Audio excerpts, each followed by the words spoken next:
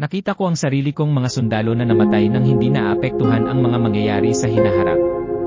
Pero bakit ang hinanarap na ngayon ay hindi na maganda ang nangyayari? Hindi ko ipinaglaban ang ating bansa para sa ganito.